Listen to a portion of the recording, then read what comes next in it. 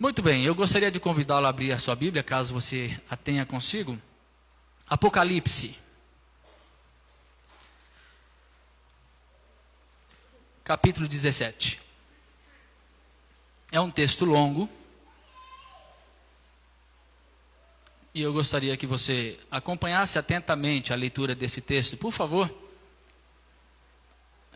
vamos evitar distrações desnecessárias e nos concentrarmos aqui no estudo dessa passagem.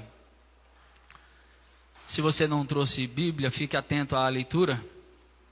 E, se possível, mantenha a sua Bíblia aberta depois, porque vamos prosseguir por esse texto enquanto trazemos a mensagem. Eu vou ler todo o capítulo 17 e um pouco do capítulo 18. Apocalipse 17. Veio um dos 7 anjos que tem as 7 taças e falou comigo dizendo: Vem, mostrar-te-ei o julgamento da grande meretriz que se acha sentada sobre muitas águas, com quem se prostituíram os reis da terra, e com o vinho de sua devassidão foi que se embebedaram os que habitam na terra. Transportou-me o anjo em espírito a um deserto, e vi uma mulher montada numa besta escarlate, besta repleta de nomes de blasfêmia, com 7 cabeças e 10 chifres. Achava-se a mulher vestida de púrpura e de escarlata, adornada de ouro, de pedras preciosas e de pérolas, tendo na mão um cálice de ouro transbordante de abominações e com as imundícias da sua prostituição. Na sua fronte achava-se escrito um nome, um mistério: Babilônia, a Grande, a mãe das meretrizes e das abominações da terra. Então vi a mulher embriagada com o sangue dos santos e com o sangue das testemunhas de Jesus. E quando a vi, admirei-me com grande espanto. O anjo, porém, me disse: Por que te admiraste? Dir-te-ei o mistério da mulher e da besta que tem as 7 cabeças e os 10 chifres e que leva a mulher. A besta que viste era e não é. Está para emergir do abismo e caminha para a destruição.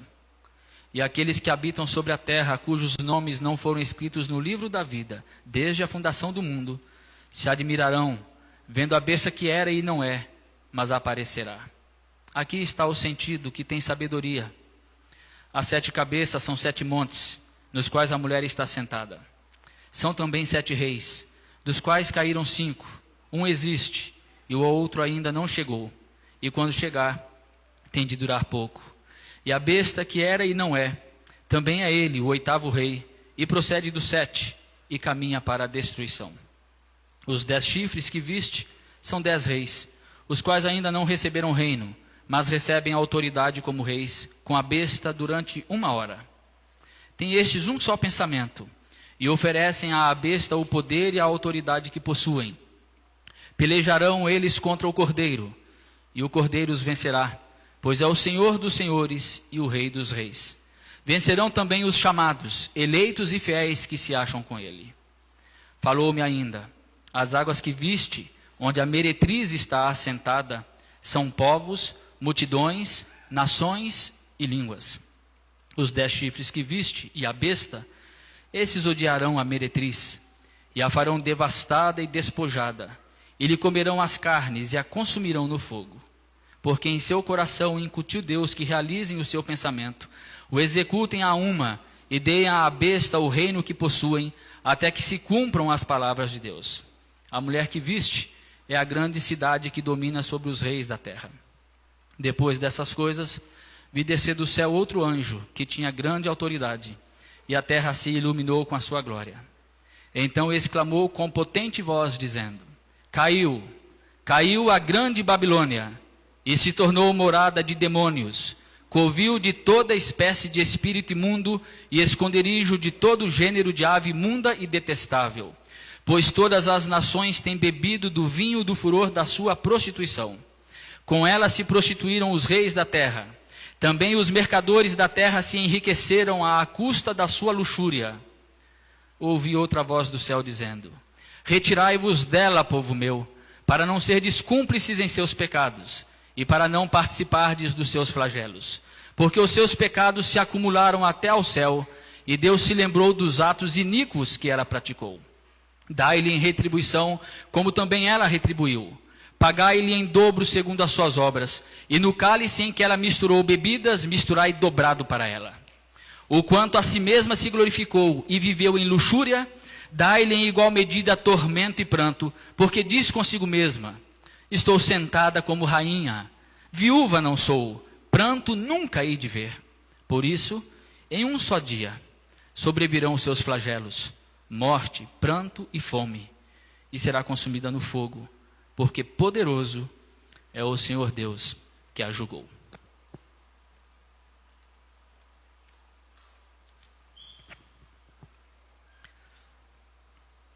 Enquanto eu meditava em que trazer essa noite aqui, hoje à tarde, que eu fiquei sabendo que o pastor Caio não poderia vir, muitos textos, muitas mensagens, muitas palavras do Evangelho passaram pela minha mente, pelo meu coração. Mas esta mensagem, essa palavra, essa revelação que encontramos aqui nesses 2 capítulos que lemos, falavam muito ao meu coração, especialmente pelo fato de estar pregando para mim mesmo. Eu vivi do Evangelho desde os 12 anos de idade.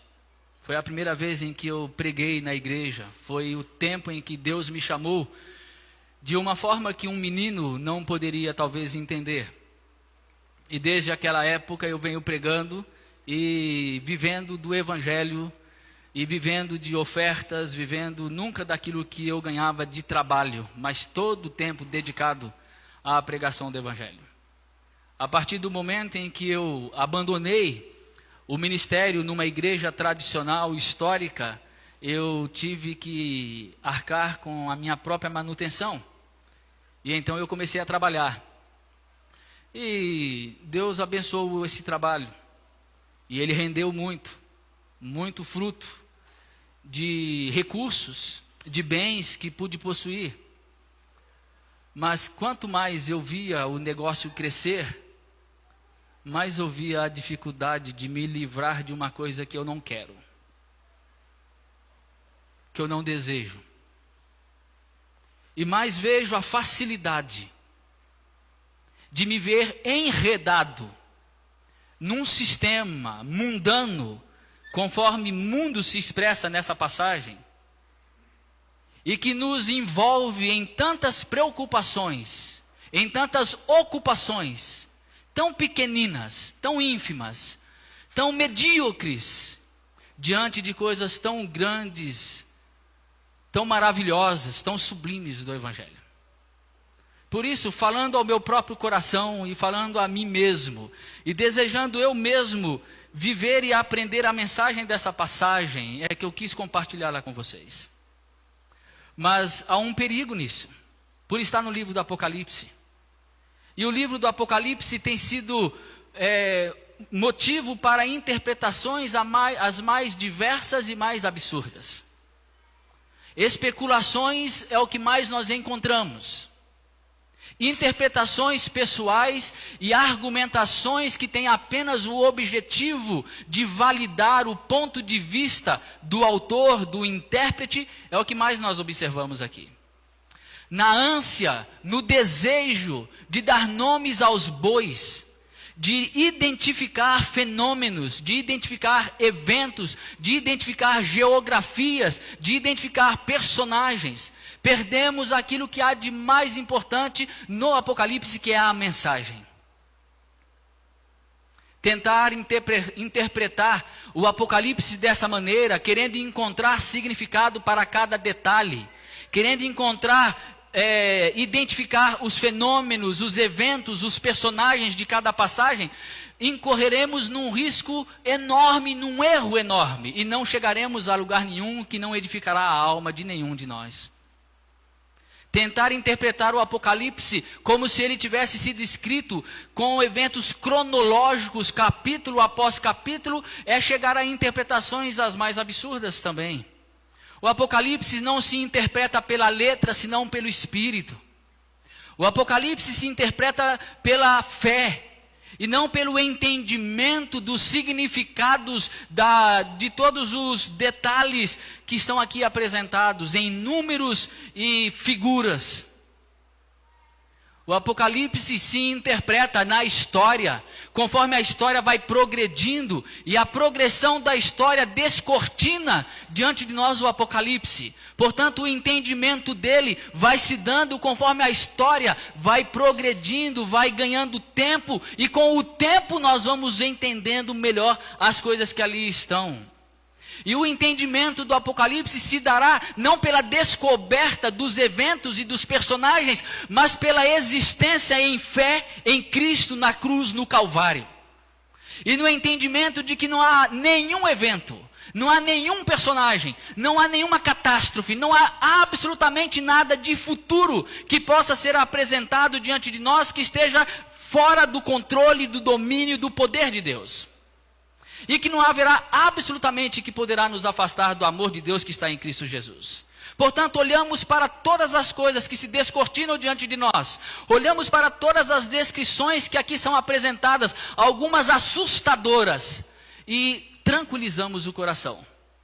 Porque pertencemos ao Cordeiro, que foi morto antes da fundação do mundo. E que, portanto, temos a garantia, a segurança, de que em Cristo não haverá nada que poderá nos abalar. E por isso, tranquilizamos o coração, descansamos o coração e deixamos que a própria história se encarregue de nos mostrar os eventos, os personagens, sem nos assustarmos com nenhum deles. Bom, você poderia tentar interpretar das mais variadas formas e seguir as mais variadas linhas de interpretação. Poderia dividir e subdividir o livro do Apocalipse como você quisesse. 7 partes, 10 partes, 12 partes, ou até 22, que são o número de capítulos. 7 tem sido sugerido porque são tantos setes que aparecem.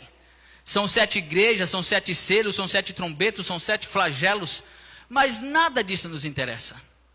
Nem como se divide, como se subdivide, quais são os personagens, quais não são. O que nos importa e nos interessa é a mensagem. E é a essa mensagem que eu gostaria que você prestasse atenção essa noite, sem se preocupar com os detalhes. Sem se preocupar com os galhos, vamos nos deter no tronco. E extrairmos daí aquilo que pode trazer paz, alegria, segurança ao nosso coração. Esse texto nos fala da grande meretriz. A grande meretriz que vem montada numa besta que tem 7 cabeças e 10 chifres. Essa meretriz, a grande Babilônia, não se refere a uma geografia, não se refere a um país, não se refere a um império, a um domínio, não se refere a alguma pessoa ou algum lugar específico. Antes fala de um espírito. Antes fala de um sistema anti-evangelho, de um sistema anticristo, de um sistema contrário ao ensino, ao princípio, ao conteúdo, à semente do evangelho. E o que é esse sistema? Quais são as características dele? Aqui nessa passagem nós vemos que o verso 4 nos diz que a mulher estava vestida de púrpura e de escarlata, adornada de ouro, de pedras preciosas e de pérola, e tendo na mão um cálice de ouro. Diz-nos aqui no capítulo 18 que os homens se enriqueceram à custa dela. Com ela se prostituíram os reis da terra, diz o verso 3 do capítulo 18. Também os mercadores da terra se enriqueceram à custa da sua luxúria. Diz aqui que ela falava de si mesma: estou sentada como rainha, viúva não sou, pranto nunca hei de ter. Imagine essa Babilônia, imagine essa meretriz, que não se apresenta como algo terrível, horrendo, pelo contrário, ela é linda, maravilhosa, estonteante, atraente, sedutora.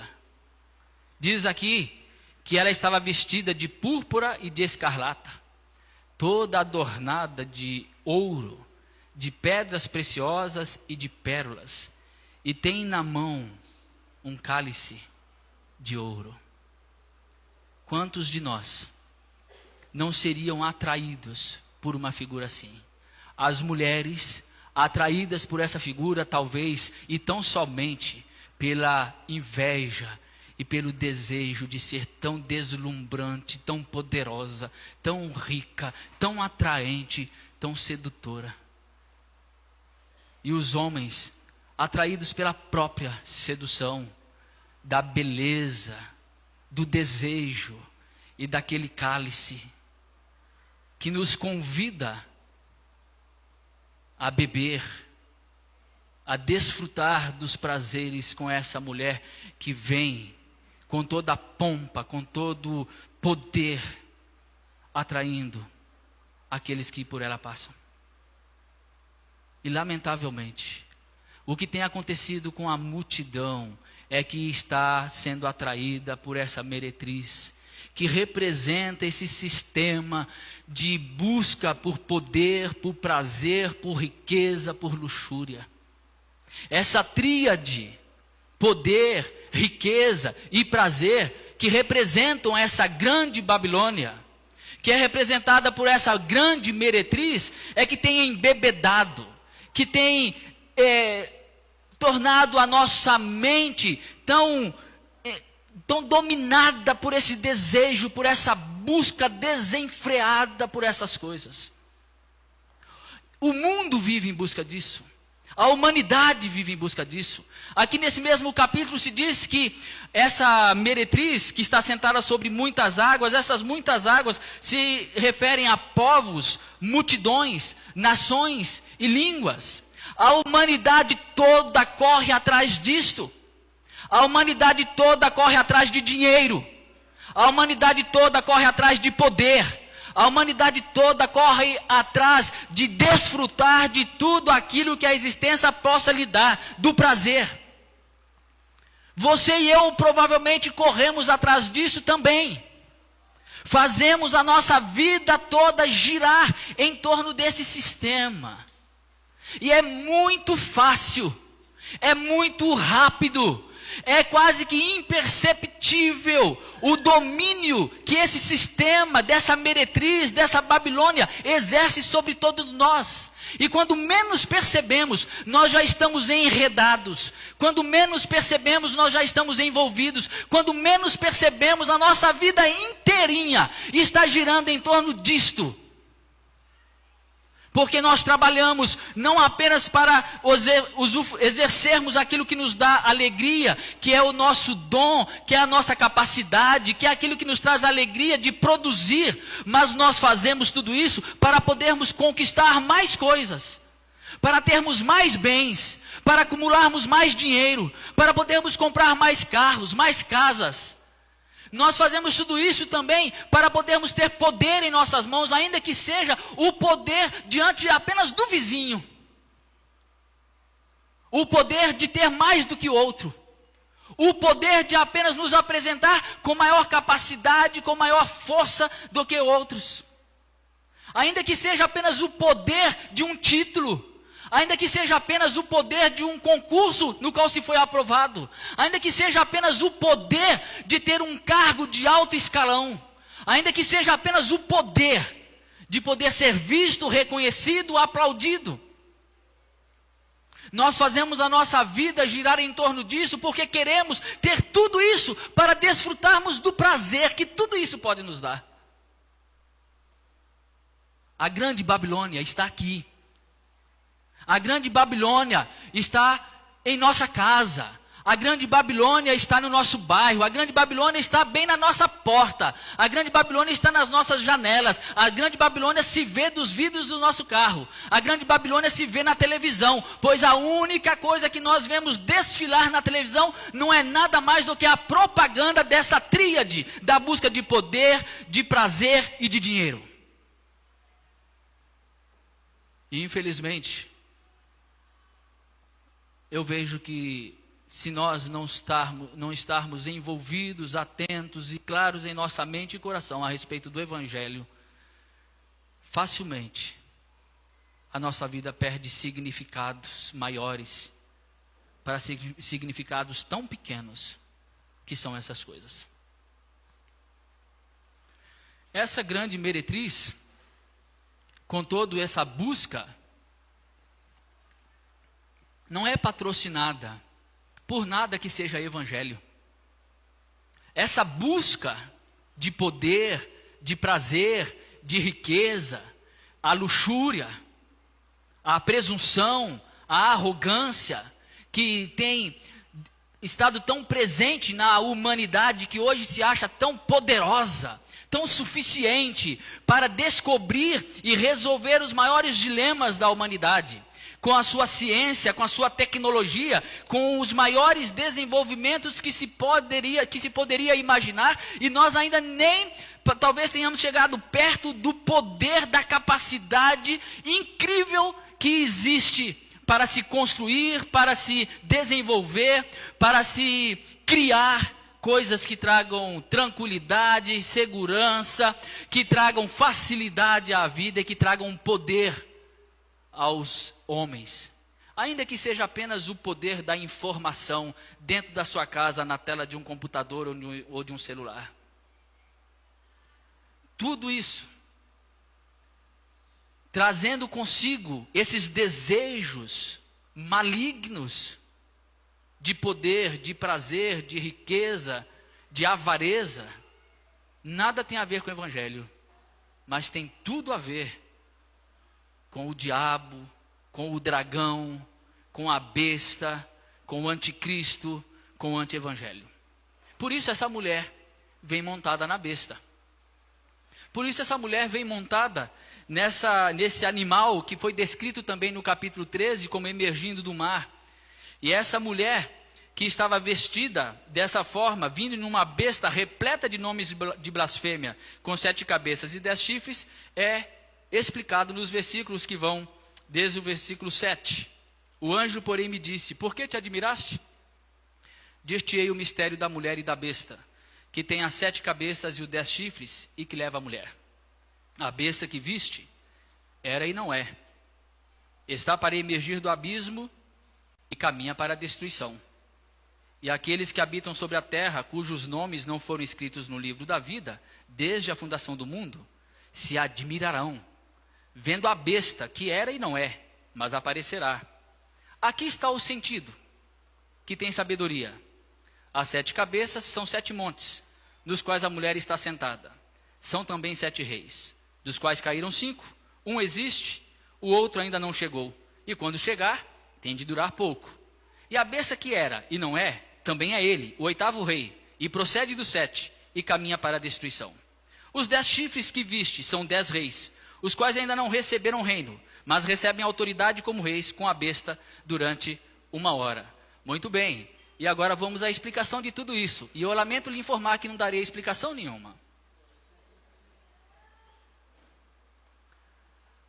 Já li, reli, estudei de novo, estudei dezenas, centenas de livros de teologias, as mais diversas interpretações do que seriam as 7 cabeças, os 10 chifres, os 7 montes, e daí nós poderíamos passar por diversas questões relacionadas a tudo isso, passar pelos impérios que já existiram e caíram, pelo Egito, pela Síria, pela Babilônia, pelo Medo-Persa, pelo grego, pelo Império Romano, que naquele momento estava presente ali enquanto João escrevia as revelações que recebia.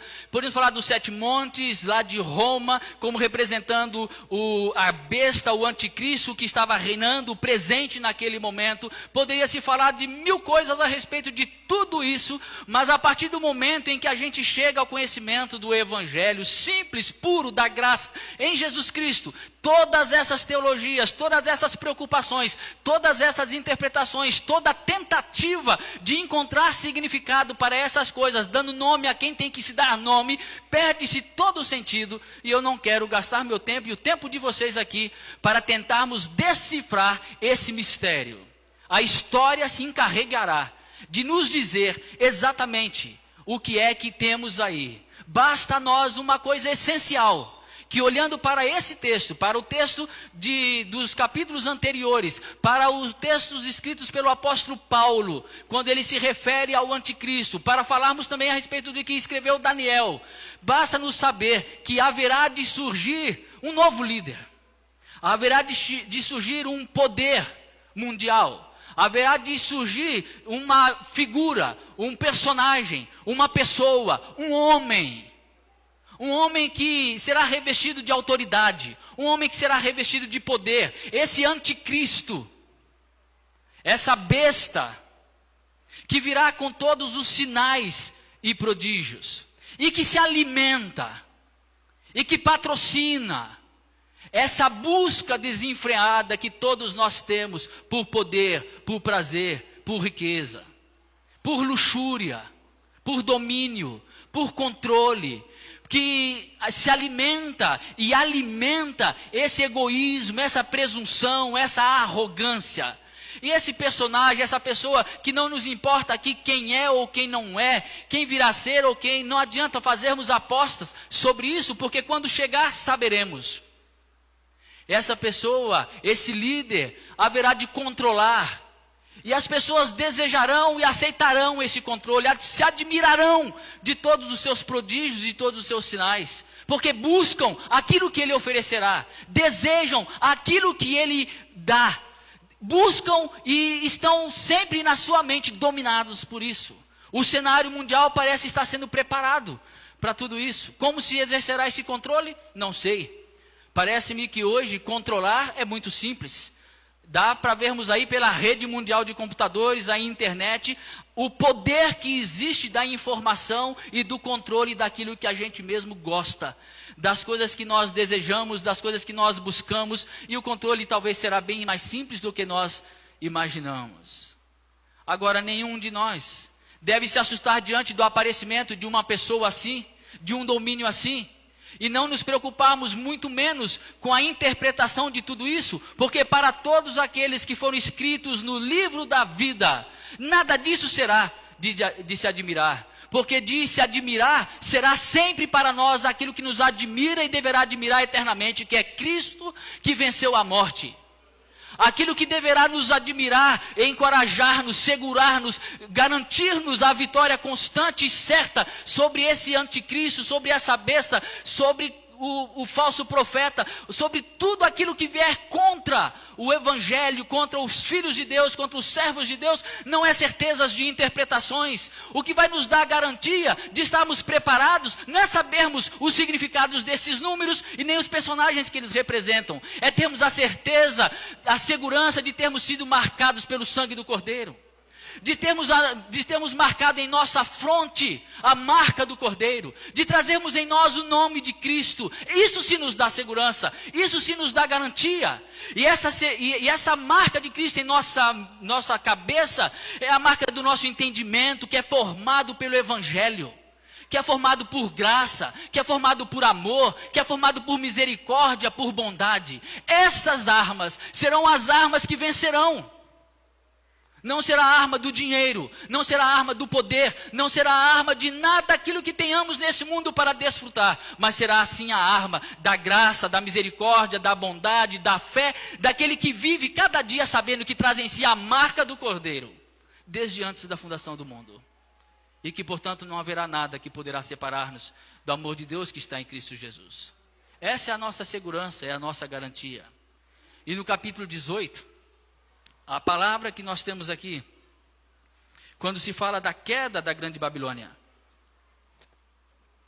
E essa queda, enquanto que o anticristo, essa besta, enquanto esse sistema mundial de controle, de busca de todas essas coisas, alimentando todas essas coisas, usarão todas estas mesmas coisas para a destruição.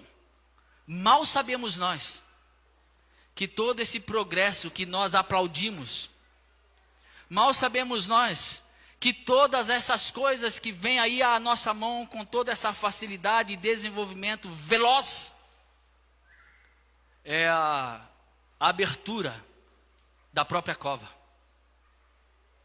da própria sepultura. Traz consigo a própria destruição. Estamos construindo aquilo que tem poder para destruir. E cada vez que nós nos alimentamos dessas coisas, matamos o amor, a graça, a bondade, a misericórdia, a compaixão. No capítulo 18, o que se diz aqui no verso 4 é: ouvi outra voz do céu dizendo: retirai-vos dela, povo meu, para não serdes cúmplices em seus pecados, e para não participardes dos seus flagelos. Retirai-vos dela, povo meu. Esse é o convite do Evangelho a todos nós aqui nessa noite, a nós que estamos aqui reunidos, aqueles que nos ouvem pela VMV TV. O convite para nos retirarmos da grande Babilônia. E nós não nos retiraremos da grande Babilônia nos retirando de alguma geografia, saindo de nossa casa, saindo de nossa cidade, ou fazendo qualquer outra coisa que seja meramente um ato físico humano. Nós nos retiraremos da grande Babilônia quando nós dissermos não a essa tríade, a essa busca desenfreada por poder, por prazer, por riqueza. Nós nos retiramos da grande Babilônia quando nós passamos a viver o Evangelho e nos alimentamos do Evangelho e nos sustentamos com o Evangelho, nos alegramos com o Evangelho, nos satisfazemos com o Evangelho de tal forma que tudo mais perde o seu valor, a não ser o valor que ele tem para um momento de usá-lo para aquilo que é bom e bem. De tal forma que não há nenhum problema em você ter autoridade, ter poder, mas quando de qualquer forma, da mais simples que seja, você exerce qualquer tipo de autoridade para o controle, para o domínio, para pisar no outro, para sobressair-se ao outro, para colocar-se acima do outro, esse é o espírito da Babilônia que se diz que devemos extirpar do nosso coração. Qualquer desejo de grandeza, ao invés de nós termos esse desejo de poder para exercer controle sobre outro, o chamado do Evangelho é para o serviço ao outro. Combate-se o desejo pelo poder, pela decisão de servir. Combate-se essa rede que nos envolve nesse desejo tolo de ser aplaudido, de ser reconhecido, de ter autoridade, apenas com a simplicidade de ver no outro alguém tão especial, não importa o que a sociedade, os bens, o carro, a roupa, a casa, a colocação, a posição social diga sobre ele.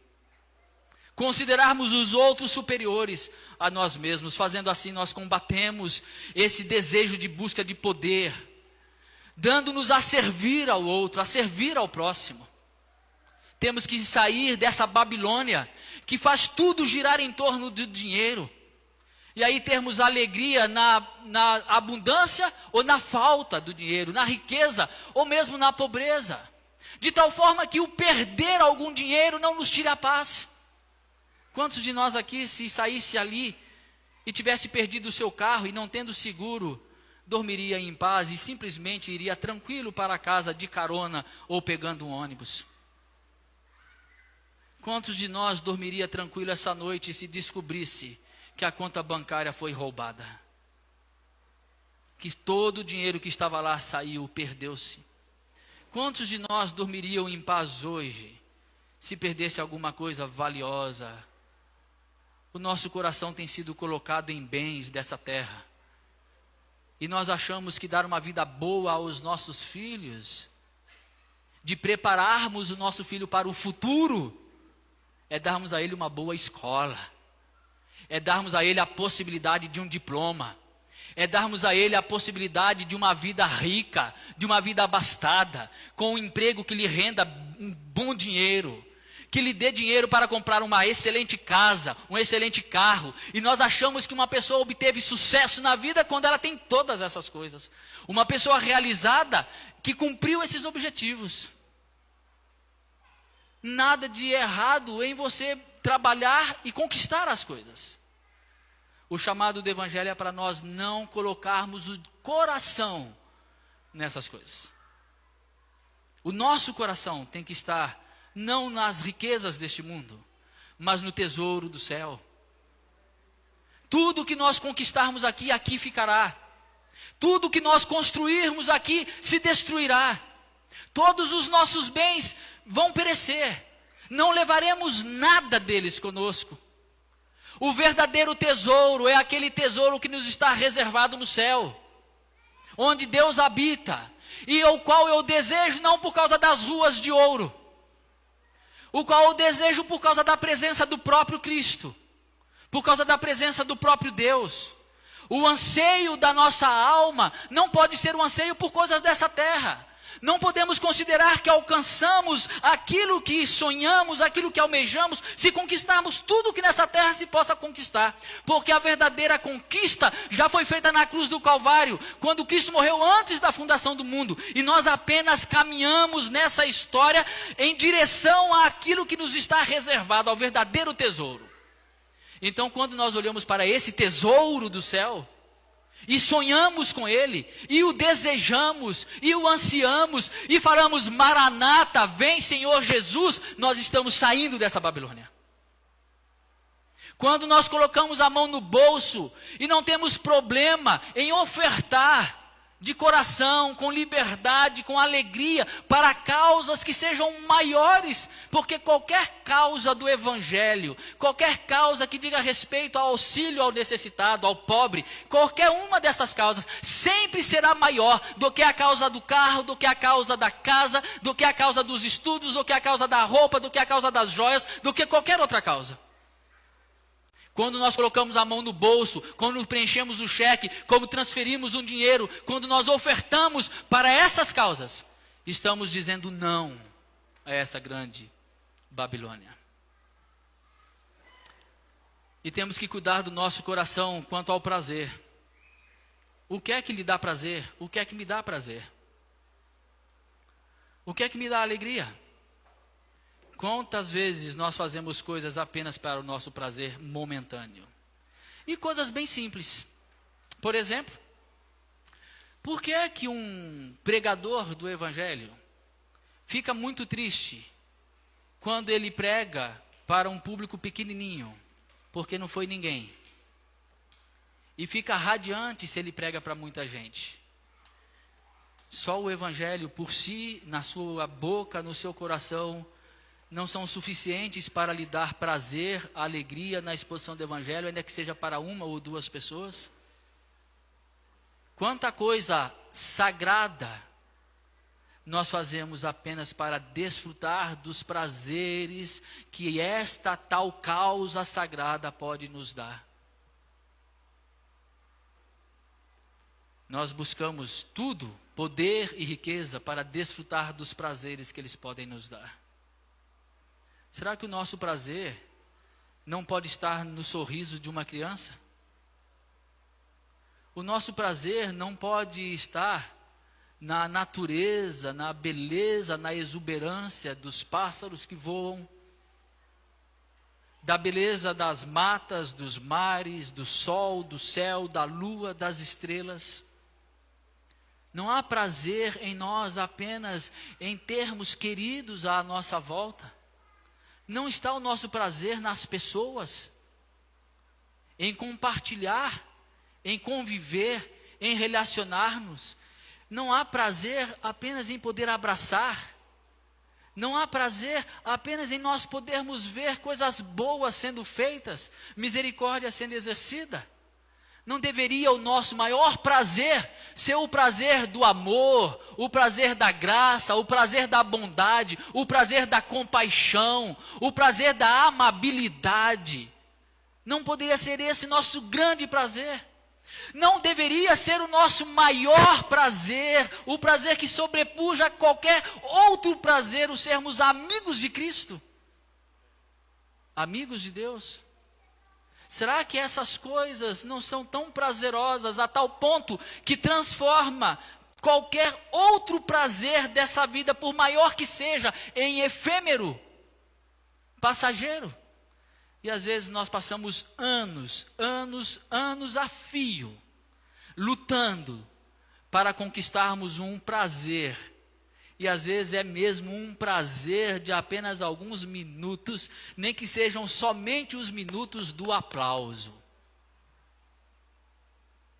enquanto há prazeres guardados para nós em tesouros inesgotáveis para a alma, quando olhamos para Cristo. Para concluir, aqui nos diz que a besta, o anticristo, com todo esse arsenal, pronto para controlar, pronto para exigir, para dominar, pronto para destruir, vem contra os filhos do reino de Deus. Eles pelejarão contra o Cordeiro e pelejarão contra os filhos de Deus. Mas diz aqui que o Cordeiro os vencerá, pois é o Senhor dos senhores e o Rei dos reis. Vencerão também os chamados, eleitos e fiéis, que se acham com ele.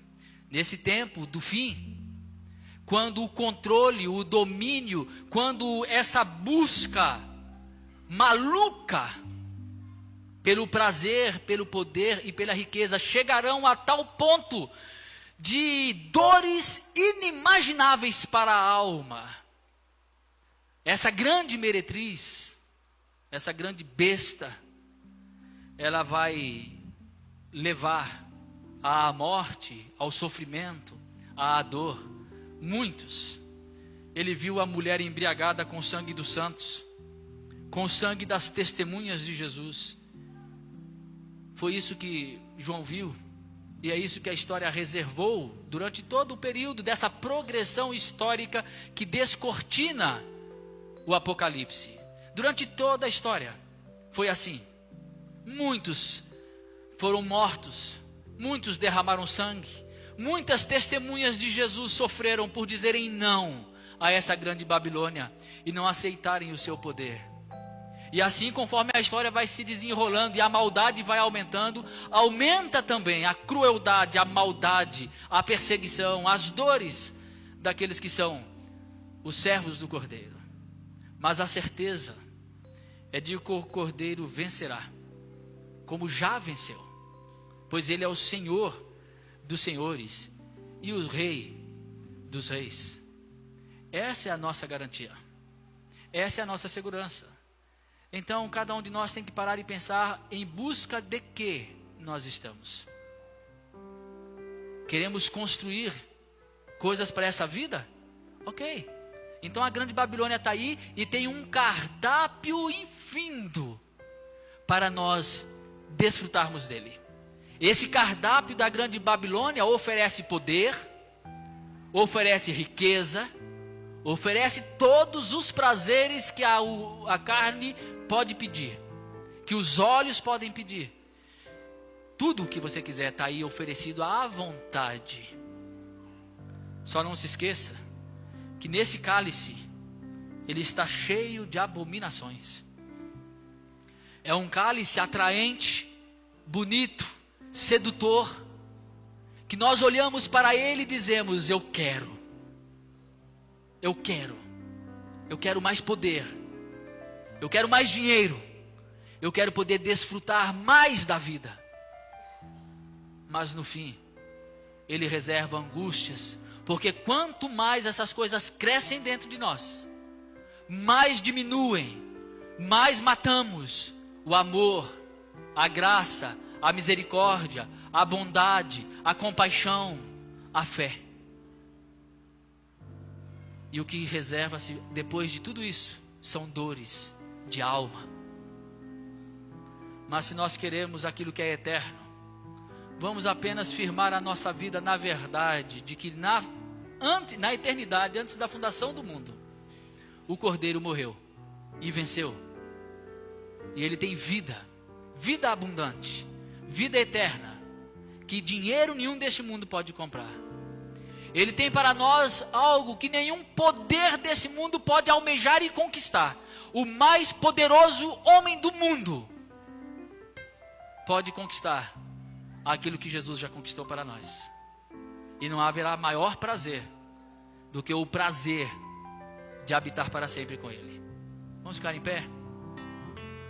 E vamos fazer a nossa oração ao Pai, apenas dizendo a Ele, se é assim o nosso desejo, de que nós queremos força do Espírito para sermos livres do poder da Babilônia, da grande meretriz, para que possamos dizer não a ela, e sim a tudo aquilo que é evangelho.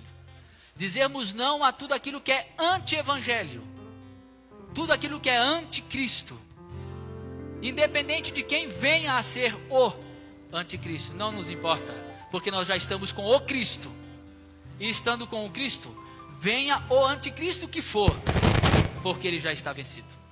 Vamos louvar enquanto cantamos, vamos dizer juntos isso. Lá refletir. está o meu tesouro. Lá está o Meu tesouro.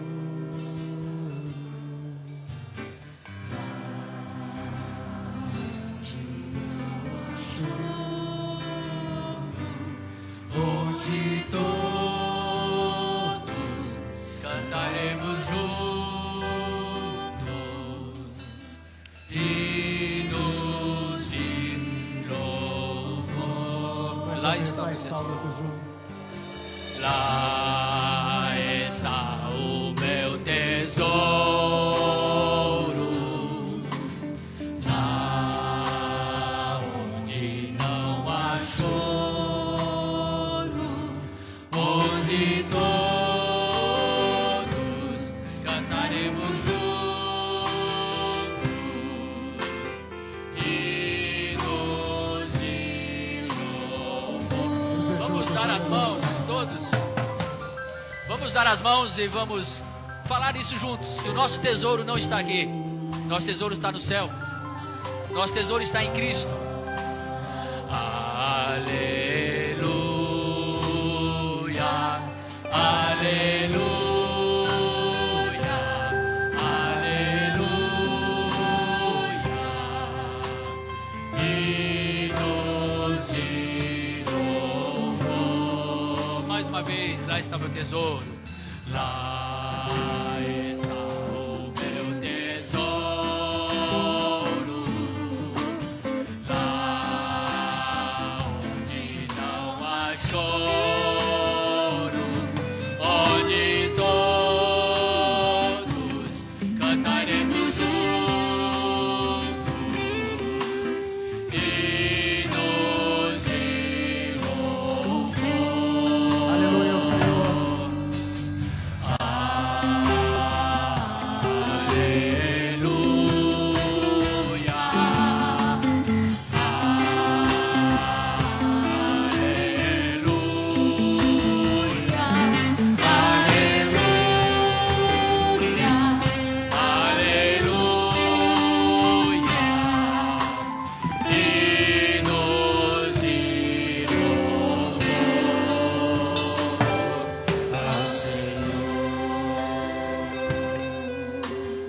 Eu falei que fui motivado a trazer essa mensagem pela inquietação do meu próprio coração.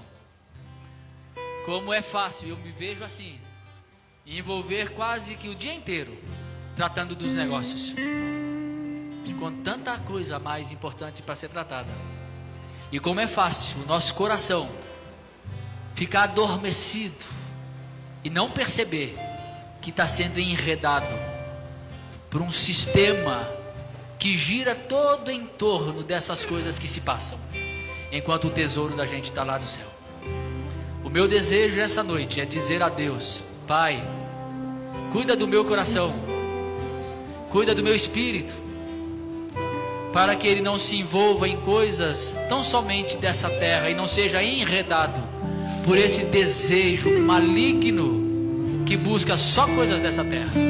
Livra-me da avareza, livra-me da presunção, da arrogância, do desejo de exercer autoridade, e livra-me de todo o desejo de buscar apenas prazeres dessa terra, e encha o meu coração daquilo que traz prazer no Evangelho, na vida, no outro, no ser humano, naquele que está ao meu lado. Se você deseja assim, ore comigo, falando isso a Deus nesse instante. Pai, nós nos reunimos aqui essa noite, dando-nos as nossas mãos para clamar ao Senhor para que tenha misericórdia de nós, para que nesse tempo do fim, em que as coisas vão se acumulando de maldade, em que facilmente pelas necessidades do nosso dia a dia, pela necessidade do sustento, pela correria da vida que deseja prazeres para se desestressar, e pela necessidade de autoridade, de poder para se sobrepor nessa sociedade faminta,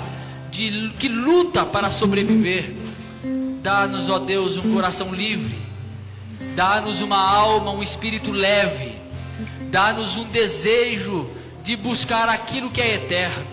Encha o nosso coração de graça, de misericórdia, de bondade, de amor, de simplicidade, de desejo de serviço.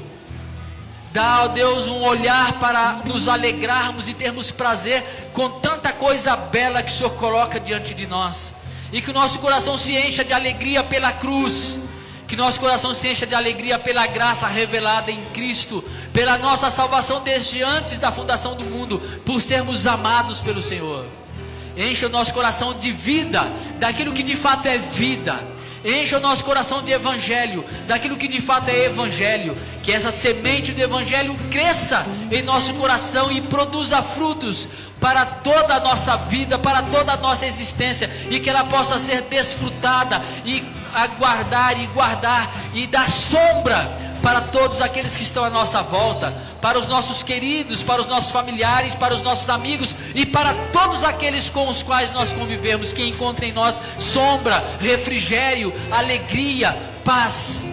Dá-nos, ó Deus, o prazer, a alegria de retirarmos-nos dessa grande Babilônia e de, ao estarmos envolvidos nesse mundo que vive entregue a essa grande Babilônia, que a nossa presença nesse mundo seja uma presença de vida, de alegria, de prazer no Espírito Santo. Faça isso em nós, Pai, porque de nós mesmos nós não temos força, não temos poder para realizar. Realize o Senhor em nós isso, para que possamos desfrutar no dia a dia essa alegria de sermos livres para o Senhor e termos a nossa vida dominada e controlada por Ti, para que ao chegar o anticristo, para que ao chegar esse domínio, esse controle, a nossa alma esteja livre, alegre, preparada, com tranquilidade, até mesmo para dar a vida, até mesmo para morrer, até mesmo para ter o sangue derramado, sabendo que essa morte não é derrota, mas é vitória para sempre. É no nome do nosso Senhor, querido Salvador Jesus, que nós oramos. E assim, meu irmão, que a graça de nosso Senhor e Salvador Jesus Cristo, que o amor de Deus, o nosso Pai, a comunhão e as consolações tão ternas do Espírito Santo encham o seu coração, encham sobre a sua vida, estejam sobre você todos os dias, até a consumação dos séculos. Amém e amém.